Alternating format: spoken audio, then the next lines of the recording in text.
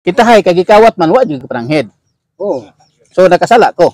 kasala ka. Impierno ko dili. Sa ako. Impierno ko dili. Sa ako lang. Di ba? Kasala ka. Na impierno ko dili. Di po kumana. Pero man kumahibaw daw impierno ka. Mao ni manong, yun ani, tagaan kag bersikulo ha. Claro. Kay si brother, bisan magkinaunsa, Los na siya. plus bigay siya bisan pag Patay ra. pero ayaw pag ingon nga anak na kas Ginoo magbuhat na pug kagdaotan ha, basing magsalig ta. Kana siya, halimbawa lang na siya nga ang kaluwasan gipalig-o na to. Yun ana ba? Oh. Ningon bang unuhuan 2:1 nag-ingon siya. Patay din na to. Oh, ningon siya oh. Mga anak, gisulatan ko kamo niini aron dili na kamo magpakasala.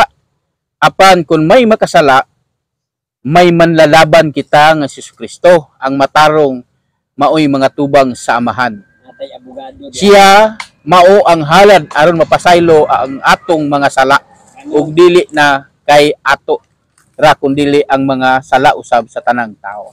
So kung makasala di ay ta, wala mawala ang atong kaluwasan na ara. Kaya lang, ngayon, kung may makasala, so makasala ta. Kita may manlalaban, repentant. Yan bang, Na may sala gud nga wala mangayo kag tuyo. pasaylo sa Dios. Pero sala- Pero ang kaluwasan nimo, Sala- wala mawala na ara. Pagpasaylo naman tay abogado Pero, si Kristo. kung makasala ka, bunal.